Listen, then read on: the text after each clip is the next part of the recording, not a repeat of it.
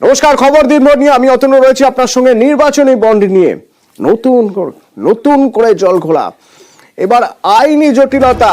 কেন্দ্রীয় অর্থমন্ত্রীর বিরুদ্ধে এফআইআর এর নির্দেশ। কেন্দ্রীয় অর্থমন্ত্রী অর্থাৎ নির্মলা সীতারামন, তার বিরুদ্ধে এফআইআর এর নির্দেশ। মৈত্রেয়ী নয়াদিল্লি থেকে আমার সঙ্গে রয়েছেন। মৈত্রেয়ী, কি খবর? নির্মলা সীতারামন তার বিরুদ্ধে এফআইআর রুজু করার নির্দেশ দিয়েছে বেঙ্গালুরুর বিশেষ আদালত। বেঙ্গালুরু নেতা তিনি একটি এফআইআর তিনি একটি কমপ্লেন লজ করেছিলেন এবং সেই কমপ্লেন লজ করেছিলেন জেএসপি পার্টির নেতা আদর্শ আইয়ার। তিনি অভিযোগ করেছিলেন যে নির্বাচনী বন্ডের নামে তোলা হচ্ছে এবং তিনি অভিযোগ করেছিলেন যে ইলেকটোরাল বন্ড কেনানোর জন্য চাপ দেওয়া হচ্ছে এনফোর্সমেন্ট ডিরেক্টরেটকে দিয়ে এবং বিভিন্ন কর্পোরেট কোম্পানি তাদেরকে রেট করানোর নামের তাদেরকে চাপ দেওয়া হচ্ছে এবং ইলেকটোরাল বন্ড কেনানো হচ্ছে এবং সেই ইলেকটোরাল বন্ড এনক্যাশ করিয়ে একাধিক বিজেপি নেতা তারা ক্ষেত্রে তারা ব্যবহার করেছে সেই ক্যাশ কেন্দ্রীয় এবং রাজ্য স্তরে। এই অভিযোগ তিনি জানানোর পরেই এই মামলার শুনানি হয় এবং তার পরিপ্রেক্ষিতে নির্মলা সীতারামনের বিরুদ্ধে এফআইআর রুজু করার নির্দেশ দিয়েছে বেঙ্গালুরুর বিশেষ আদালত।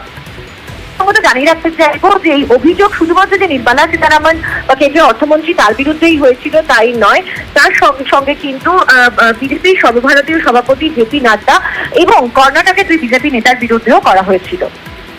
ঠিক এইরকম একটা জায়গায় যখন আদালত নির্দেশ দিচ্ছে, মৈত্রেয়ী জনস্বার্থ মামলায় নির্দেশ দিচ্ছে বিশেষ আদালত, নির্মলা সীতারামনের বিরুদ্ধে এফআইআর এর নির্দেশ দিচ্ছে, ঠিক সেই সময় রাজনীতি কোন পথে?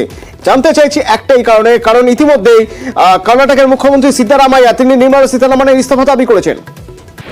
একেবারে দেখো, রাজনৈতিকভাবে অত্যন্ত সোচ্চার হয়েছেন, তার কারণ এটি অত্যন্ত রাজনৈতিকভাবে সিগনিফিকেন্ট। তার কারণ নির্মলা সীতারামন তিনি কেন্দ্রীয় অর্থমন্ত্রী এবং ইলেকটোরাল বন্ড, যেটা আমরা দেখেছি যে লোকসভা নির্বাচনের আগে যে ইলেকটোরাল বন্ড নিয়ে কার্যত ধুন্ধুমার হয়েছিল এবং সর্বোচ্চ আদালতের নির্দেশে সেই ইলেকটোরাল বন্ডের তথ্য প্রকাশ করতে বাধ্য হয় কেন্দ্র প্রথমে এবং তারপর নির্বাচন কমিশন সেই তথ্য প্রকাশ করে এবং তারপর নিয়ে যদি এইরকম ভাবে চাপ দেওয়ার অভিযোগ যেটা আসছে এবং তার পরিপ্রেক্ষিতে এফআইআর রুজু করার নির্দেশ কিন্তু রাজনৈতিকভাবে অত্যন্ত তাৎপর্যপূর্ণ। এবার দেখান এই তদন্তের গতি প্রকৃতি কেমন দিকে এগোয়।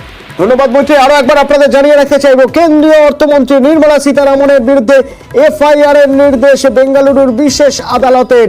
নির্বাচনী বন্ড মামলায় এফআইআর এর নির্দেশ। শুধুমাত্র নির্মলা সীতারামন নয়, তার সঙ্গে বাকি অভিযুক্তদের বিরুদ্ধে তদন্তের নির্দেশ দেওয়া হয়েছে এবং তদন্ত করে 3 মাসের মধ্যে আদালতে রিপোর্ট জমা দিতে হবে।